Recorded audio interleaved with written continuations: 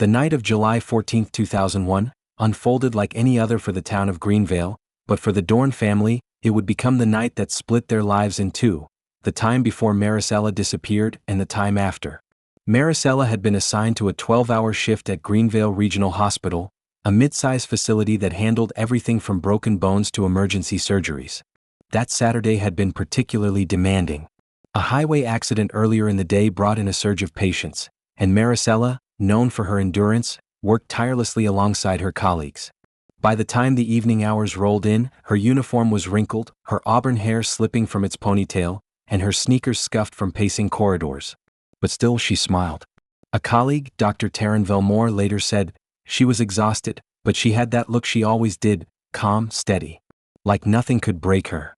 At around 10:45 p.m., she wrapped up her last patient check. Nurse Leora Kent, her closest friend at the hospital, walked her partway to the staff parking lot. They exchanged light-hearted jokes about grabbing brunch the following morning, and Marisella promised to call once she'd rested. That would be the last friendly voice to hear her alive. The staff parking lot at Greenvale Regional was dimly lit, a wide asphalt stretch bordered by woods on one side and an industrial service road on the other. Security cameras existed but were limited, outdated grainy footage that often failed in low light. At 11:10 p.m., Marisella exited the hospital through the east side doors. The cameras caught her figure briefly, head down, bag slung over her shoulder, car keys twirling in her right hand. She walked toward her pale blue Toyota Corolla, parked 3 rows from the entrance. A colleague's statement later revealed that she waved casually before getting into her car. She looked tired but at ease. Nothing seemed amiss. At 11:28 p.m., a receipt showed that Marisella stopped at a 24-hour convenience store along the service road. The clerk, a middle-aged woman named Delra Miles, recalled her vividly. She bought a bottle of water and a pack of gum. Smiled at me, said goodnight.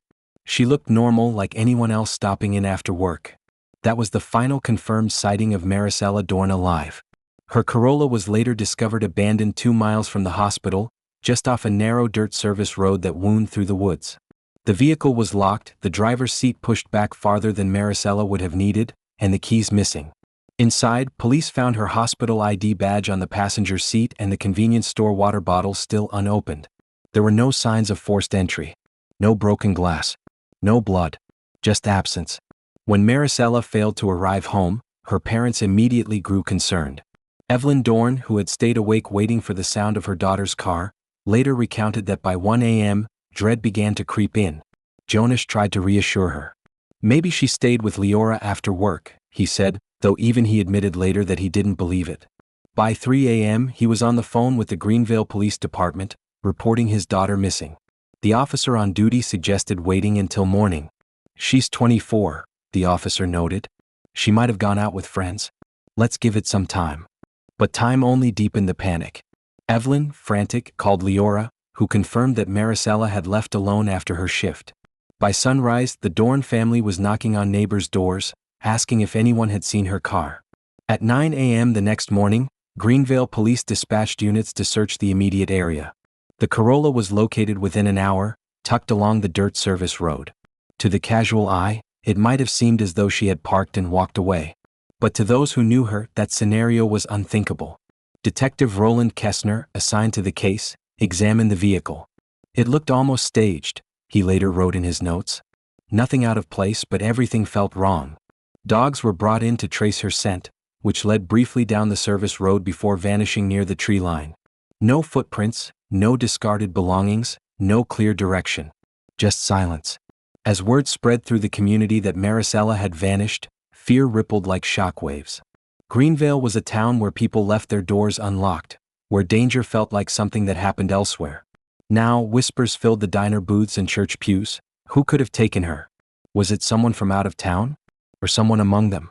Pastor Emmerich Hale, a man who had baptized Marisella as a baby, spoke to his congregation that Sunday with trembling hands. We must pray, he told them. Pray for her safe return. Pray for the truth to come to light. But beneath the prayers was unease. People began double-checking locks, curfews grew stricter, and the shadow of suspicion began to darken everyday interactions. In the days immediately following her disappearance, tips flooded the police line. Some claimed to have seen her car on the highway, others swore they saw her at a rest stop. One caller insisted she'd been spotted at a gas station hundreds of miles away. Each lead was chased and each led to nothing. Detective Adira Vaughn, Kessner's partner, admitted later, "It was like chasing smoke. Every time we thought we had something solid, it dissolved." For the Dorne family, those first days were a blur of hope and terror. Evelyn printed flyers with her daughter's picture, handing them to strangers with trembling hands. Jonas drove aimlessly at night, headlights cutting through back roads as if he might stumble upon her. Callan, just 17, sat silent at the kitchen table, staring at the phone, willing it to ring.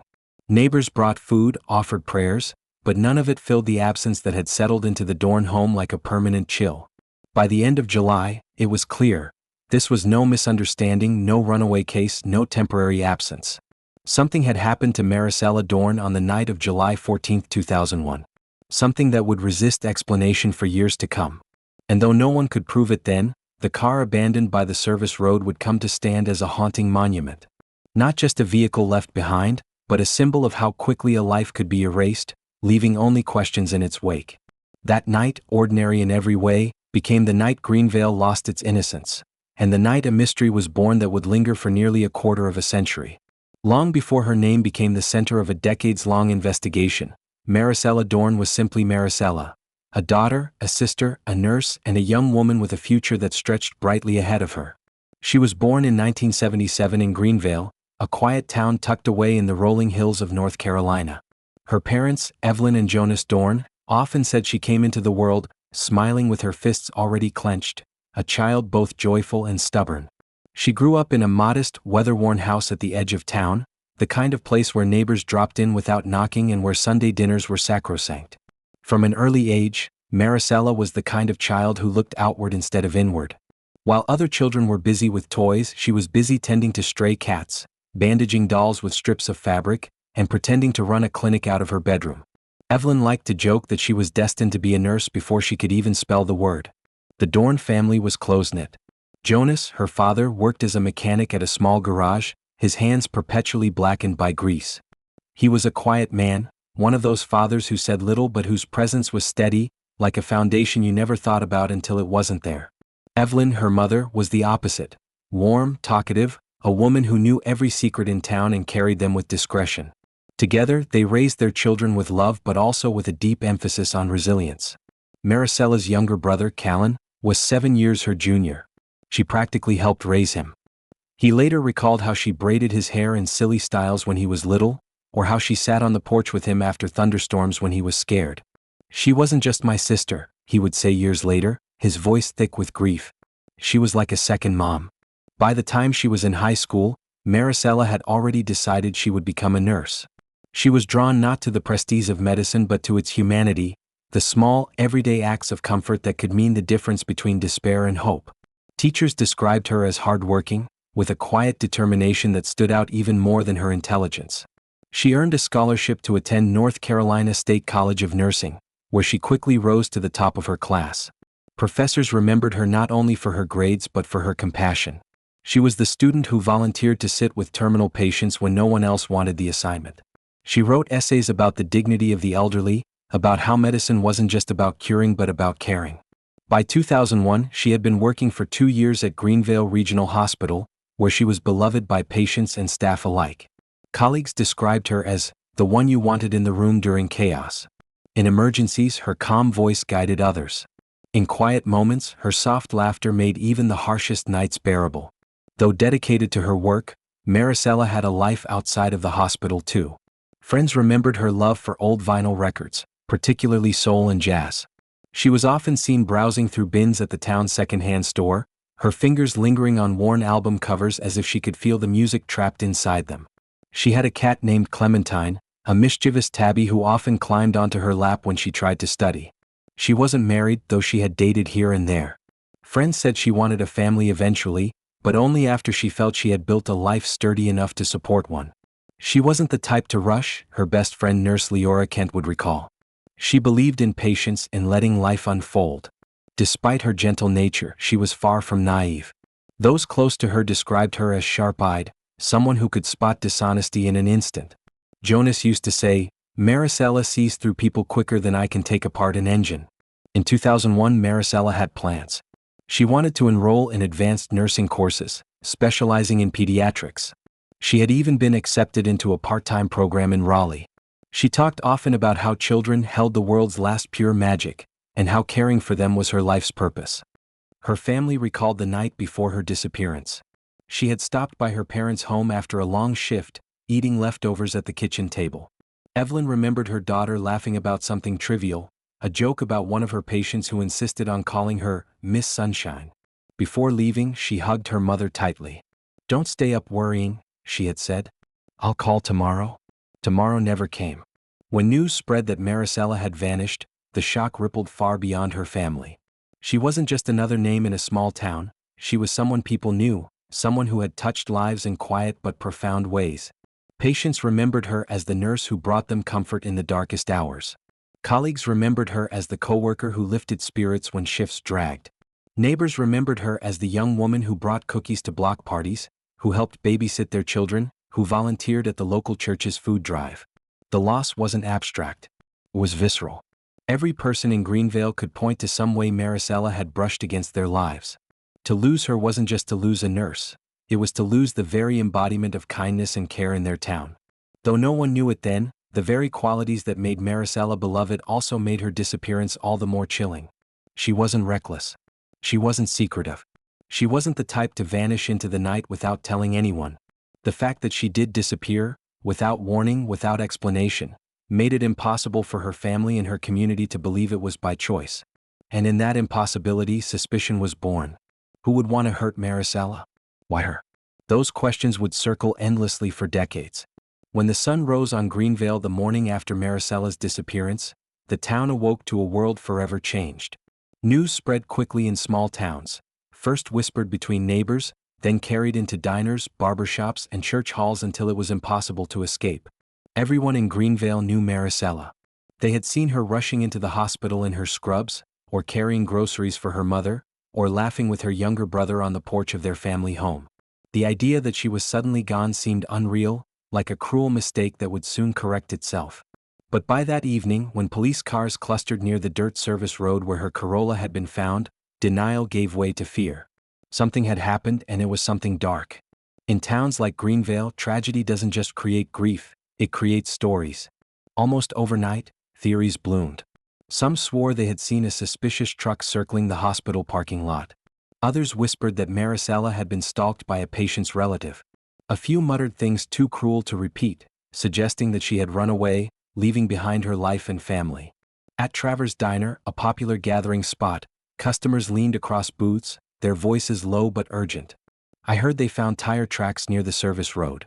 Did you hear about the man at the gas station who kept asking about her? What if it was someone local?" For Siona Travers, the diner's owner, the change was chilling. People stopped trusting each other, she recalled. Every stranger became a suspect. Even neighbors looked at each other with questions in their eyes. It didn't take long for Marisella's disappearance to leap from local gossip to regional news. Reporters camped outside the hospital, interviewing staff as they left late-night shifts. Headlines splashed across newspapers: "Nurse missing after late shift, family pleads for answers." Local journalist Marin Quill took particular interest in the story. Young, ambitious, and driven by a sense of justice, she published daily updates. "This wasn't just news," she later wrote. "This was a human being whose absence tore open a wound in our community." Her articles drew empathy but also added fuel to the fire of speculation. Each detail, no matter how small, was dissected by readers hungry for answers. With media came pressure, on police, on the family, on the town itself. The once quiet streets of Greenvale buzzed with outsiders: journalists, volunteers, and curious onlookers. It made the tragedy feel both deeply personal and disturbingly public. At St. Bridget's Church, Pastor Emmerich Hale opened the doors for nightly vigils. Candles flickered in the stained glass windows, their glow spilling out into the dark as congregants prayed for Marisella's safe return. But beneath the hymns was a current of unease. Parents clutched their children tighter. Teenagers who once wandered freely after dark found themselves grounded by strict curfews. Locks were checked twice. The grocery store parking lot, once a casual place for small talk, became a place of wary glances. For many, the fear was not abstract. Marisella represented safety and kindness. If she could vanish, then no one was safe. For the Dorne family, grief was compounded by exposure. Their faces appeared nightly on television, their words printed in newspapers. Evelyn, her voice cracking, pleaded into microphones, "Please, if anyone knows anything, I beg you, come forward." Jonas stood stoic at her side, his silence interpreted by some as strength, by others as suspicion. Callan, just 17, became the face of youthful grief. Cameras captured him clutching a photo of his sister, his eyes hollow. "She was my best friend," he said simply, and the image of his tears became one of the most replayed clips on evening news. While the Dornes wanted answers, they also felt stripped of privacy. Strangers called their home at all hours, some with false leads, others with cruel pranks. Evelyn later admitted, "We stopped answering the phone at night. Every ring felt like a knife." Detectives Roland Kessner and Adira Vaughn faced immense pressure. Their investigation was scrutinized at every turn. Some accused them of moving too slowly, others of withholding information. Town hall meetings grew heated, with residents demanding updates. At one such meeting, a man stood and shouted, "If you can't find her, what good are you?" The words stung not only for the detectives but for the entire police department. Greenvale had never faced a case of this magnitude. It exposed the limitations of a small-town force unprepared for the scale of attention and complexity that Maricella's case demanded. As weeks turned into months without answers, rumors hardened into divisions. Some pointed fingers at outsiders, truckers who passed through town, transient workers. Others whispered about locals with shady reputations. The name Corvin Slate, a reclusive handyman, surfaced repeatedly. He lived near the service road where Maricella's car was found and was known for his temper. Though police questioned him, they found no evidence. Still, suspicion lingered. Parents warned their children to stay away from him, and whispers followed him everywhere he went. This suspicion sowed distrust in the town, fracturing bonds that had existed for generations. Neighbors eyed each other warily, unsure who might be hiding a secret. The weeks following Maricella's disappearance were marked by unease. Life in Greenvale went on. School started in the fall, crops were harvested, football games were played, but everything felt muted. There was always an empty chair, always a candle burning somewhere, always a shadow lingering at the edge of normalcy. At the hospital, her colleagues struggled. Nurse Leora Kent confessed she had nightmares, often waking in a cold sweat after dreaming she'd watched Maricella walk out of the hospital doors again, only to vanish into the dark. Even those who hadn't known her personally felt the weight. "It wasn't just that she was gone," Pastor Hale said. "It was that her disappearance left us all doubting what we thought we knew about safety, about trust, about each other." By the end of 2001, the search had cooled. Posters faded in the sun. The news cycle shifted to other stories. But Greenvale was not the same. The town carried Maricella's absence like a scar, visible, unhealed, and tender to the touch. Children grew up hearing her name as both a warning and a legend. Parents told their kids, "Stay close, remember what happened to that nurse."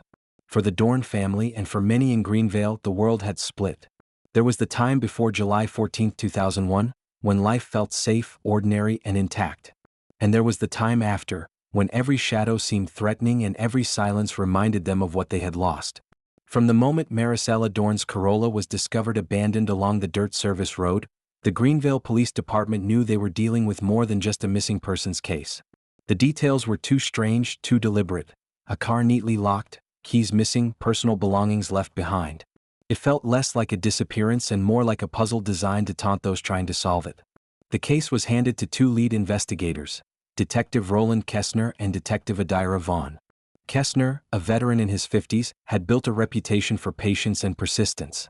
He was deliberate, measured, and methodical, the type of detective who believed every detail mattered no matter how small. Yvonne, in her early 30s, was newer to the force but known for her sharp instincts.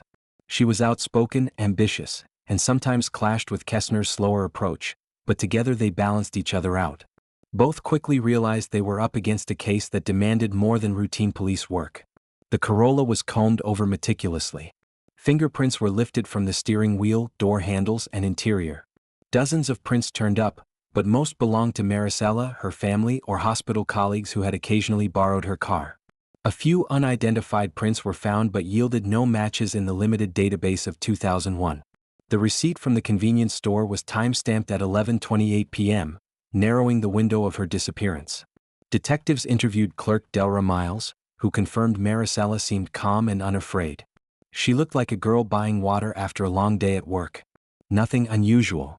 Outside the vehicle, canine units tracked Maricella's scent briefly down the service road, but it stopped abruptly at the edge of the woods. Investigators debated whether she had been forced into another vehicle. Tire tracks were noted nearby, but heavy summer rains had blurred them beyond recognition. The first days of the investigation generated a list of names, some logical, others products of rumor. 1. Corvin Slate, the reclusive handyman who lived near the service road. Known for his volatile temper and criminal record for minor assaults, he quickly drew suspicion. Police interviewed him extensively. He admitted to walking the area at night but denied seeing Marisella. With no physical evidence, they had to let him go. 2. Dr. Taryn Velmore, a respected physician at Greenvale Regional. Some whispered about his close working relationship with Marisella, hinting it might have been more. Detectives questioned him, but he had a rock-solid alibi. He was still at the hospital finishing paperwork when she left. 3. Jarrell Van Nick, a local patrol officer who had briefly dated Marisella months earlier. Their relationship ended amicably, but rumors circulated that he still harbored feelings. The optics of a police officer possibly involved made the community uneasy, but no evidence tied him to the disappearance. 4. Strangers passing through, truck drivers, traveling salesmen, and out-of-town visitors. The service road connected to a highway, making it plausible an outsider was responsible. This theory was difficult to investigate given the sheer number of people passing through. As the investigation unfolded, the community's patience frayed. At town hall meetings, residents demanded updates, questioning whether the small-town police were capable of solving such a complex case. "If you can't protect one of our own," one man shouted at Detective Vaughn, "how do you protect the rest of us?" Reporters pressed for details. Each press conference was tense, with Kessner repeating the same careful phrases, "We are pursuing every lead." But behind closed doors he admitted to Vaughn, "We don't have a damn thing that sticks." In the absence of answers, theories sprouted. A voluntary disappearance. Some wondered if Marisella had chosen to leave. The theory was quickly dismissed by her family and friends, who knew her character too well. A hospital connection. Others speculated it was someone from her work. Hospitals attract all walks of life: patients, families, visitors. Could someone have followed her? Crime of opportunity. Vaughn leaned toward this theory, that she had been in the wrong place at the wrong time, targeted randomly by someone passing through. Each theory had merit, but none had proof. By September 2001, 2 months after her disappearance, momentum was slowing. The fingerprints yielded no results. The tire tracks were too degraded. Witness statements conflicted. A psychic even contacted the family, claiming to have visions of Marisella near water. Desperate, Evelyn and Jonas allowed detectives to search local rivers and lakes, but nothing was found. Vaughn, frustrated, muttered, "We're chasing shadows." The case consumed both Kessner and Vaughn. Kessner's marriage began to fray under the long hours and constant stress. Vaughn faced criticism from older colleagues who thought she was too aggressive in pursuing leads. Yet both refused to give up. Late one night in the station, Vaughn slammed her fist on the desk. "She didn't just vanish, Roland. Someone knows something." Kessner nodded slowly. "And we're going to find them. Even if it takes the rest of our lives." Meanwhile, the Dorne family grew increasingly disillusioned. Evelyn's once hopeful pleas into cameras grew quieter, her eyes hollow from sleepless nights. Jonas withdrew, his silence mistaken by some as detachment, though in truth it was grief he could not voice. Callan, struggling as a teenager without his sister, lashed out at school, his grades plummeting. Teachers whispered about the boy carrying the weight of a ghost. By early 2002, nearly a year after Marisella vanished, the case files were thick with interviews, photos, and reports, but no answers. Officially, the investigation remained open. Unofficially, resources shifted to other crimes. Detective Vaughn Bitter said to Kessner, "She's already being filed away. Just another cold case." And she was right.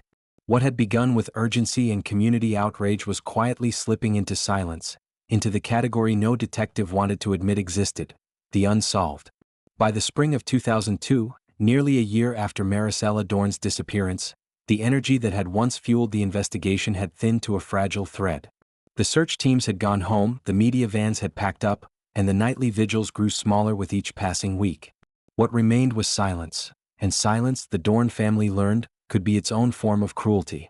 In the beginning, the case had been everywhere. Newspapers splashed with Maricella's photo, television anchors repeating her name with solemn voices. But public interest is fickle. New crimes arose, new headlines demanded attention, and slowly Maricella's story slid from the front page to the back, then disappeared altogether.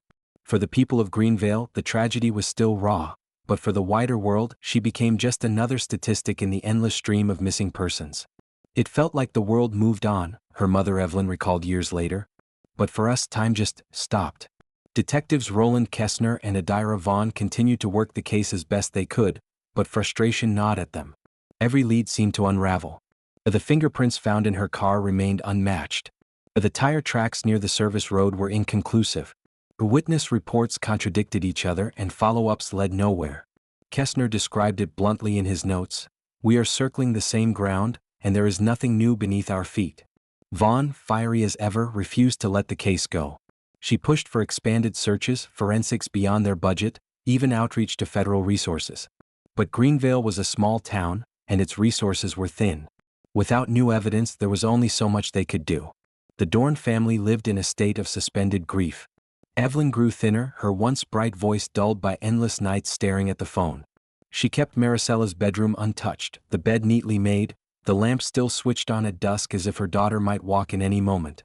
Jonas, stoic and silent, threw himself into work at the garage, his grief expressed only in the grease beneath his fingernails and the whiskey bottle hidden in the pantry. Callan, just 17, bore the confusion of youth and the weight of loss. His schoolwork faltered, and he began to withdraw, sitting for hours on the porch where he once shared laughter with his sister. Friends tried to console them, but grief is a lonely companion. Each member of the Dorne family was trapped in their own version of absence. Greenvale, too, carried scars. Where once there had been unity, search parties, vigils, donations, now there was division. Some residents whispered that the police had failed. Others clung to their suspicions about locals like Corvin Slate, treating him as a pariah despite lack of evidence. Businesses near the service road reported declines as people avoided the area, uneasy about its association with Maricella's car. Parents grew overprotective, limiting where their children could go. Even simple joys, late-night walks, evening picnics, were tainted by the memory of her disappearance. The tragedy had not only stolen one life, it had reshaped the rhythm of an entire town. Every so often, a glimmer of hope surfaced, and just as quickly died. A woman in Tennessee claimed she had seen Maricella boarding a bus. It turned out to be a case of mistaken identity. A hunter discovered bones in the woods near the service road.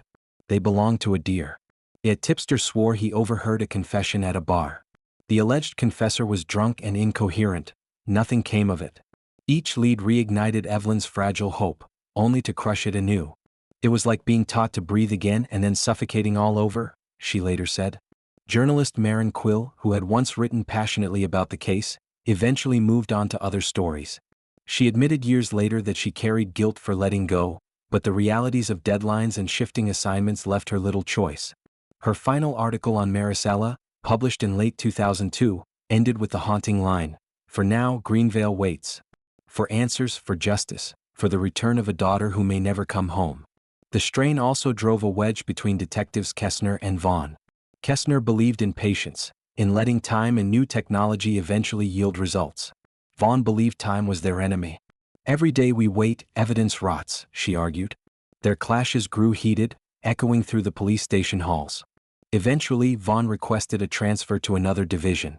She loved the job, but she couldn't stand watching Maricella's file gather dust. When she left, she told Kessner, "Don't let them forget her." By 2003, with no breakthroughs, the Greenvale Police Department formally labeled the case inactive, a cold case. The words were clinical, but their weight was devastating. For the Dornes, it was like losing Maricella all over again. Evelyn refused to accept it. She attended every council meeting, every community event, demanding that her daughter's name not be erased. Jonas retreated further into silence. Callan, now entering adulthood, carried anger like a stone in his chest. Years turned into a decade. The posters with Maricella's face faded, curled at the edges, then disappeared altogether. New families moved to Greenvale, some unaware of the story that once defined the town.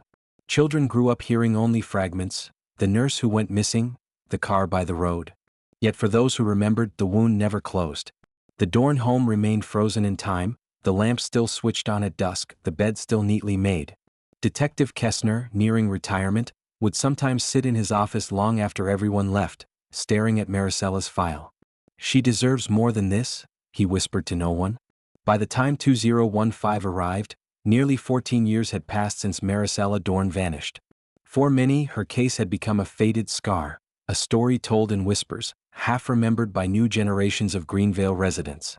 But for her family, and for a few determined law enforcement officers, the case was never truly over. In that year, a wave of technological advancements in forensic science began sweeping across the country.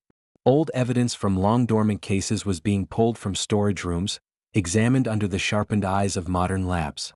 Cold cases that once seemed unsolvable were suddenly cracking open like eggshells, spilling long-hidden truths into the light.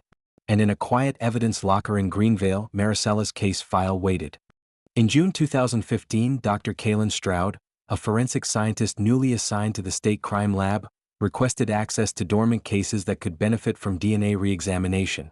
Stroud was meticulous, passionate, and deeply motivated by the idea that no victim deserved to be forgotten.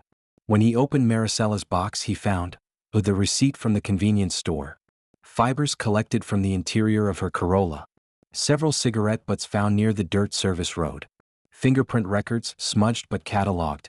Back in 2001, technology had been limited. DNA testing required larger samples and often returned inconclusive results. But by 2015, the science had advanced dramatically. Even the smallest trace could be analyzed with precision. Stroud made a note in the file: potential for reanalysis is high. Cigarette butts and fibers should be prioritized. The cigarette butts were the most intriguing. In 2001, they hadn't yielded useful results. But in 2015, they were carefully swabbed and sent through advanced DNA testing. When the results came back, Stroud felt a jolt of excitement. A partial male DNA profile was recovered. At first, the profile did not match anyone in the state's database. But Stroud knew this was progress. In the right hands, this fragment could one day build into a full profile. The fibers from Maricella's car also revealed new insights. Under enhanced analysis, technicians identified them as belonging to a dark wool jacket, a type of garment uncommon in the sweltering North Carolina summer. Investigators noted that none of Maricella's belongings matched the fibers. The fingerprints, too, were scanned through the now expanded national databases. One smudged print raised interest, but it was still too incomplete to confirm a match. Still, it was one more thread. With these findings, Dr. Stroud contacted Detective Adira Vaughn, who by then had transferred to a larger city's police department. Vaughn had never let go of Maricella's memory. When she received Stroud's call, she said, "I knew it. I knew science would catch up." Vaughn pushed to reopen the case formally. After much debate, the Greenvale Police Department agreed to partner with the State Crime Lab, giving new energy to a case long shelved. Detective Roland Kessner, retired by this point, came out of quiet life to consult. He was older, slower, but his memory for the details of 2001 remained sharp. Sitting across from Stroud, he tapped the old case file and said, "This girl has been waiting a long time. Don't let her down." When the Dornes were told about the renewed investigation, Evelyn wept. "After so many years, I thought we were the only ones who still remembered," she said. Jonas, older and worn, managed only a nod, but his silence carried relief. Callan, now a grown man in his 30s, stood with clenched fists. "We've lived in the shadow of this for half my life. If there's a chance, even the smallest chance, we'll take it." For the first time in years, the Dorne household felt a flicker of hope. The partial DNA profile was uploaded to the CODIS system, the Combined DNA Index System, which had grown significantly since 2001. No immediate hits were found, but analysts explained that even partial profiles could generate matches as the database expanded. Meanwhile, Vaughn and Stroud re-examined witness statements. They focused particularly on the service road area, revisiting old names: Corvin Slate, the handyman, Delra Miles, the convenience store clerk, and others who had been questioned and cleared. Vaughn believed strongly that the cigarette butts weren't random. "People don't just smoke and drop cigarettes where a girl vanishes unless they were there that night," she argued. Though no arrest came in 2015, the case had shifted. For the first time in over a decade, the evidence was alive again. Reporters caught wind of the development and ran small pieces. Cold case nurses' evidence retested with new DNA technology. Greenvale buzzed with whispers once more. Some dismissed it as false hope. Others dared to believe. Pastor Emmerich Hale told his congregation, "God's truth does not stay buried forever. Sometimes it waits for us to have the tools to see it." Detectives began re-interviewing old suspects. Corvin Slate had aged into a quieter man, still rough around the edges. He bristled at being questioned again. "How many times you gonna drag me through this?" he demanded. Yet Vaughn noticed he seemed nervous when asked about the service road. Jarrell Van Nick, the former patrol officer, had moved to another town. He cooperated fully but seemed bitter at being linked once more. Several hospital staff members were questioned again, but nothing new emerged. The fibers from the dark wool jacket raised questions. Who in Greenvale would have worn such a garment on a humid July night? The details seemed small, but Vaughn believed it was crucial. By the end of 2015, though no arrest had been made, Maricella's case was officially reclassified as active once more. It was a quiet victory, but for the Dornes, it meant their daughter's name was not just ink in an old file. It was a name spoken again, investigated again, remembered again. Detective Vaughn, looking over the reopened file one evening, whispered to herself, "We're coming for you, Marisella. I promise." When Marisella Dorne's case was reactivated in 2015, detectives didn't just revisit the evidence, they revisited the people. Every interview, every suspect, every name that had once floated on the edge of suspicion was re-examined with fresh eyes. Some had been unfairly accused by rumor, others had simply slipped through cracks. But now, in the glow of new forensic tools, the Greenvale Police Department and the State Crime Lab could no longer afford to overlook anyone. Detective Adira Vaughn believed strongly that the truth had always been there, hidden among the noise.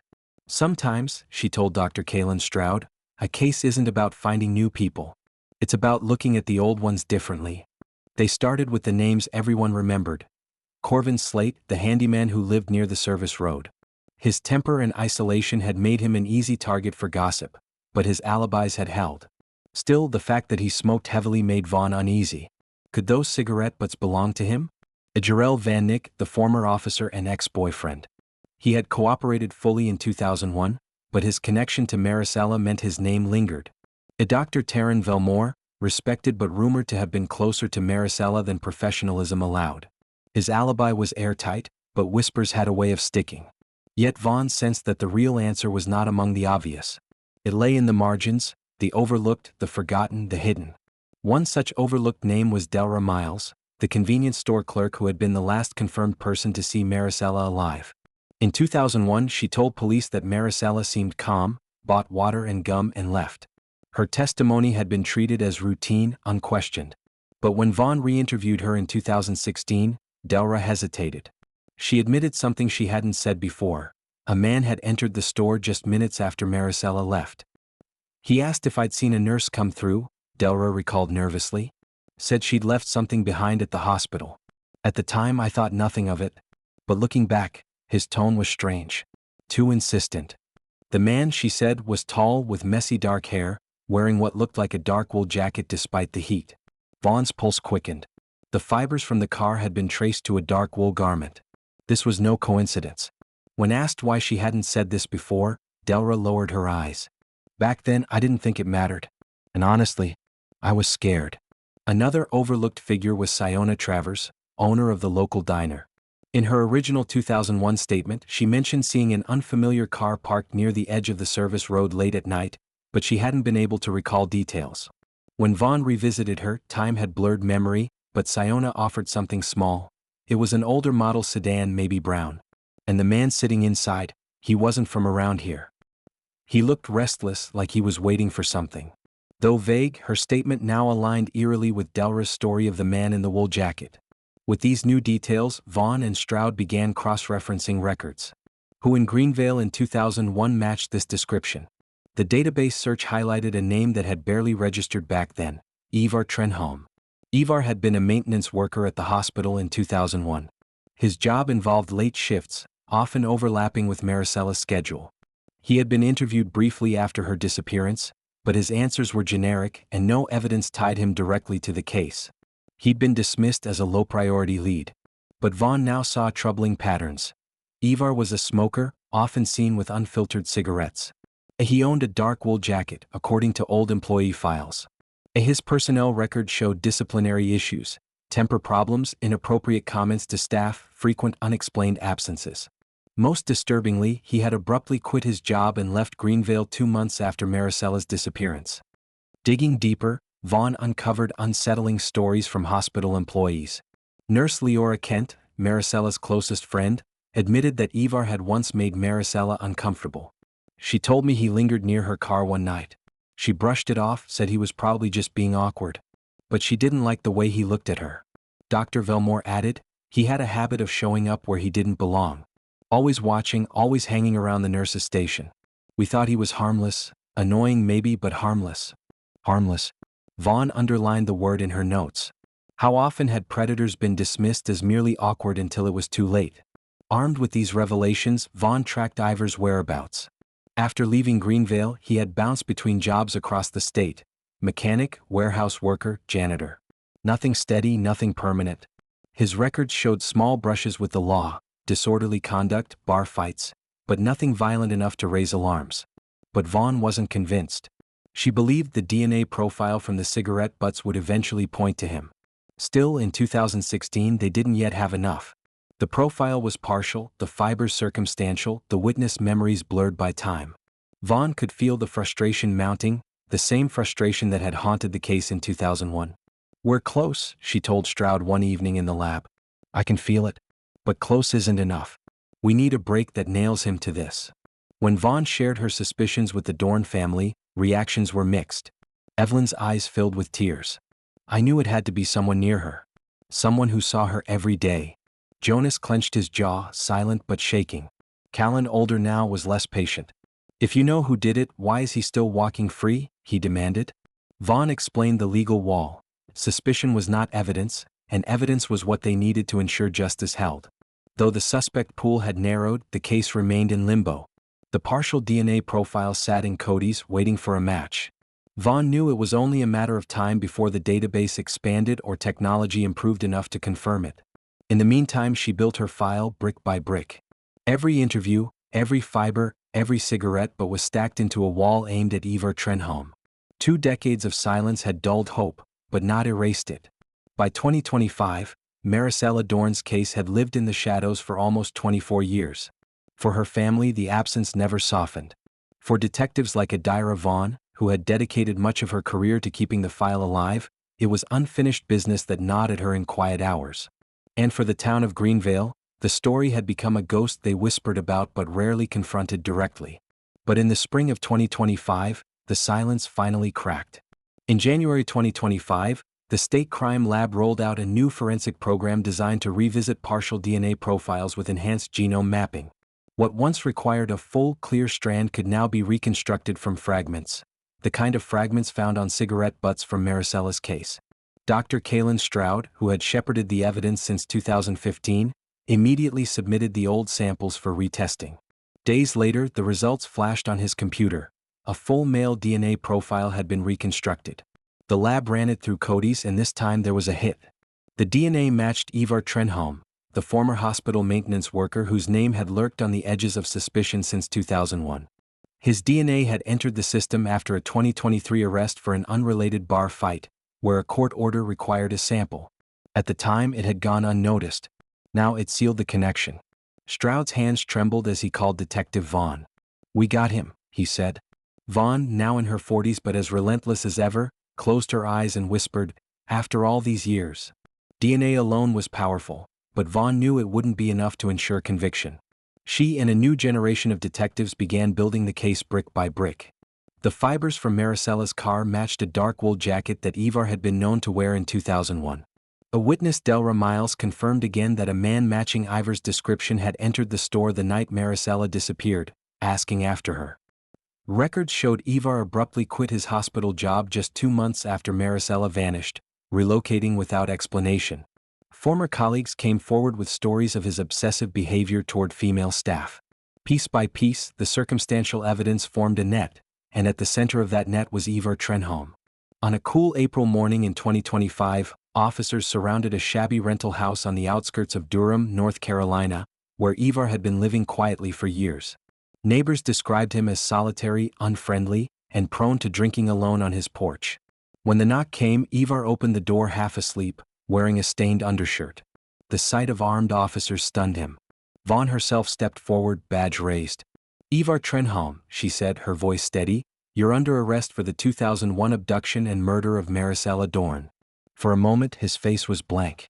Then, as the cuffs clicked around his wrists, his mouth twisted into a faint, bitter smile, as if he had always known this day would come, just not when. The announcement of the arrest swept through Greenvale like wildfire. Headlines blared, 2001 cold case solved, arrest shocks community. News vans once again lined the courthouse steps, just as they had decades before.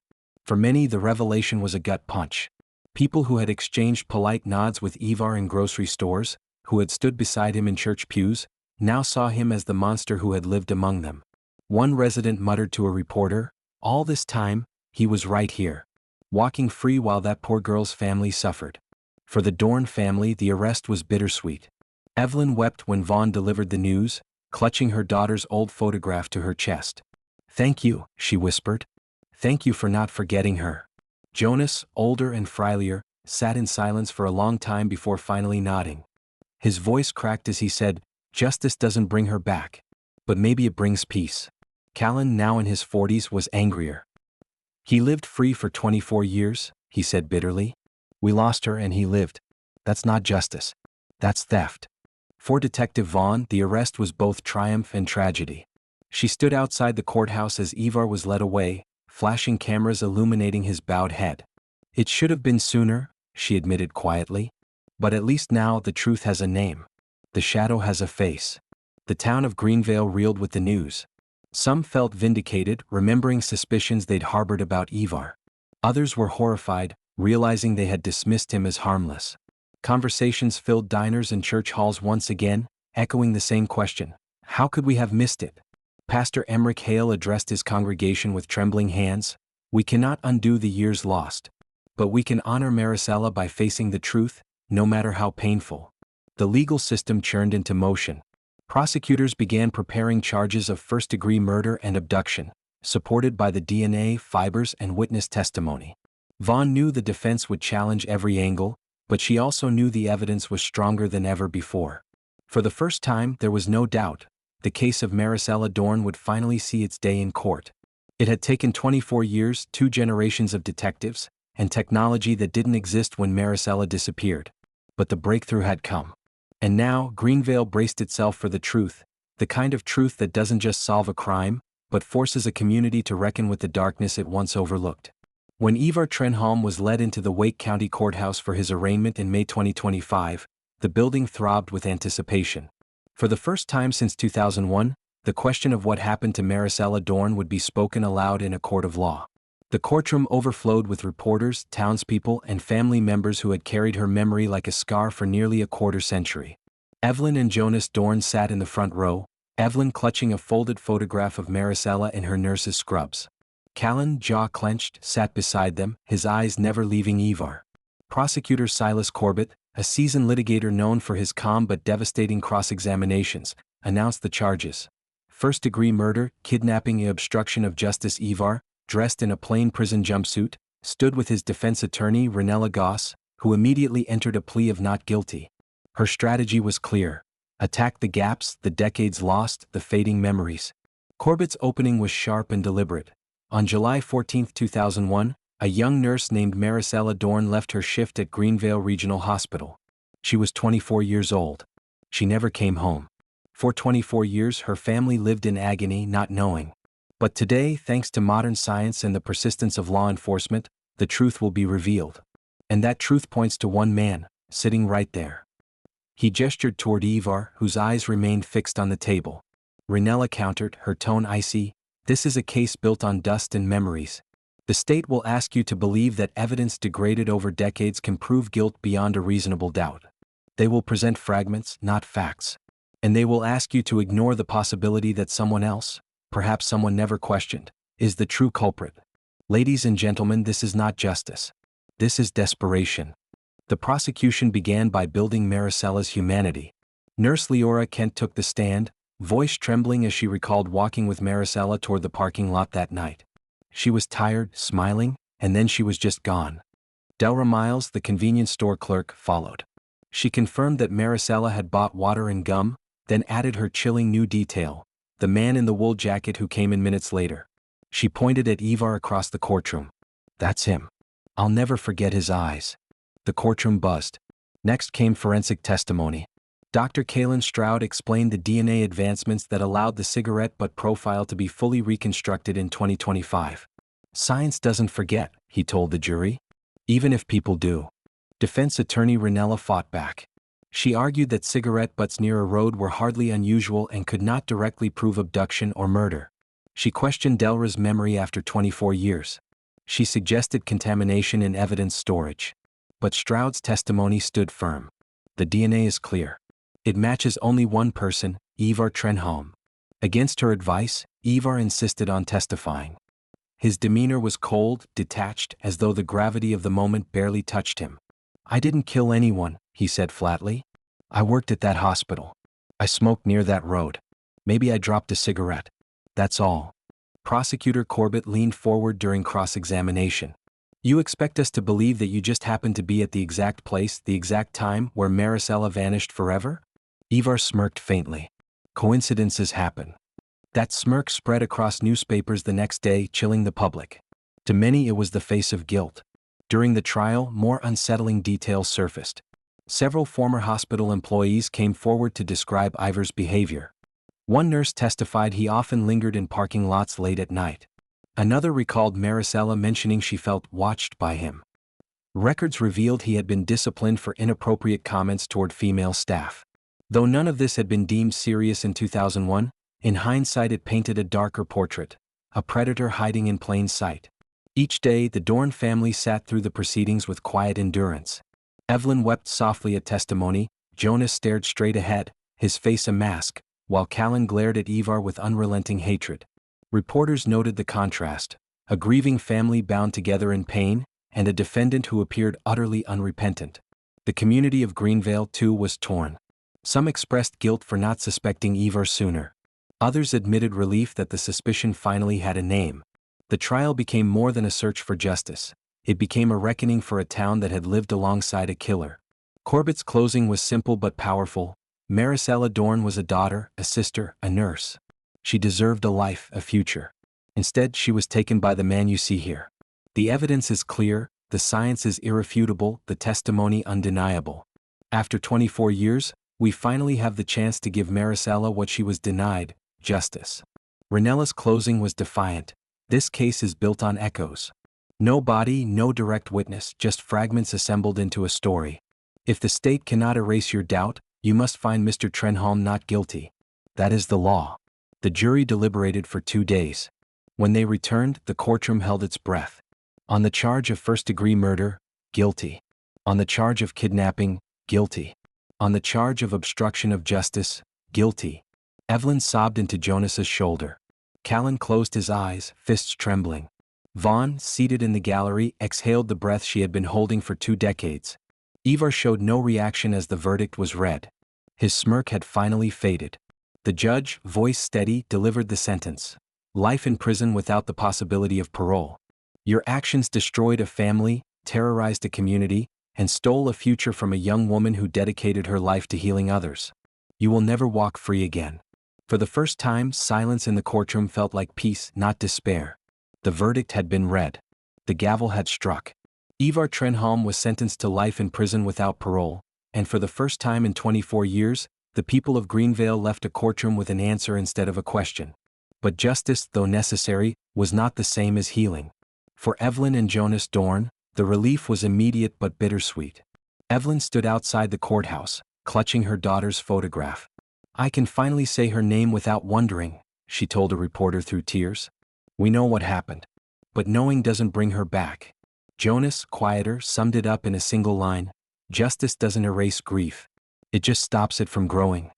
Their son Callan carried the heaviest storm. He had lived most of his life in the shadow of his sister's disappearance, defined by unanswered questions. Now, as a man in his 40s, he finally had the answer, but it was jagged, sharp, filled with rage. He got 24 years of freedom, Callan said bitterly.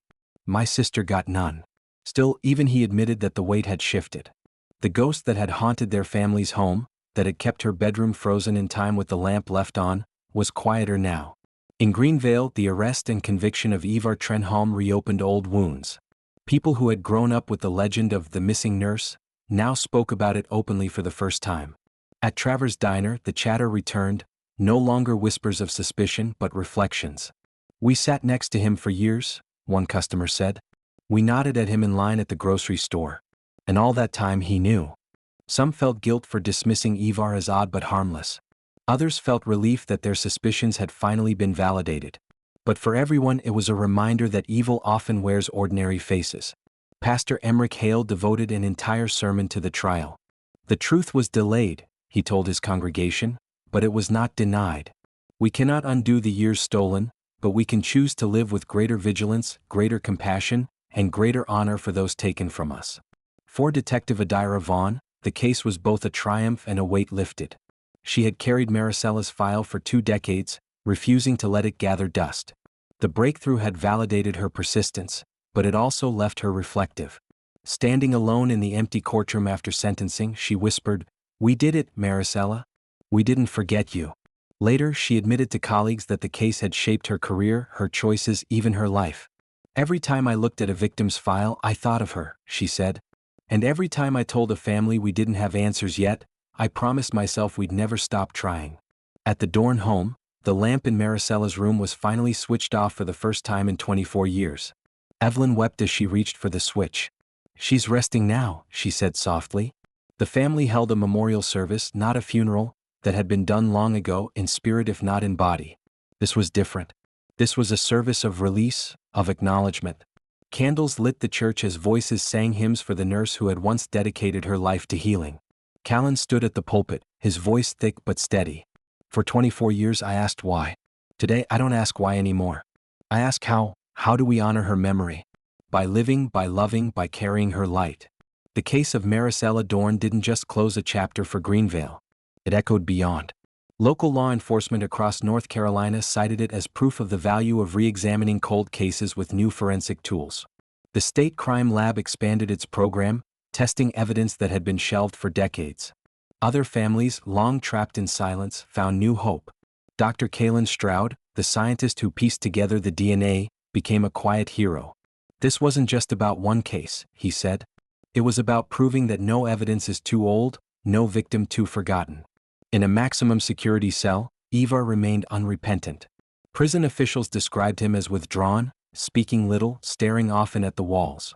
Some speculated he might confess in time. Others believed he never would. But in Greenvale, his silence no longer mattered. His conviction was enough. His smirk, once splashed across headlines, had faded into irrelevance. The story of Marisella Dorne became more than a cold case. It became a parable about resilience, justice, and the persistence of memory. She was remembered not for her disappearance, but for her life. A nurse who stayed late to comfort frightened patients. A daughter who hugged her mother tightly before leaving home. A sister who braided her brother's hair and teased him into laughter. For 24 years, her absence defined Greenvale. But now, her memory could be defined by her presence. The love she gave, the light she carried, the people she touched. On a warm summer evening in 2025, Evelyn sat on the porch of the Dorne family home, Clementine the cat curled in her lap. The town was quiet, the cicadas buzzing, the air thick with the scent of honeysuckle. For the first time in years, the weight on her chest was lighter. "She's home," Evelyn whispered into the night. "Not in body, but in truth. She's home." And with that, the story of Marisella Dorne, once a wound, once a mystery, became at last a story of truth.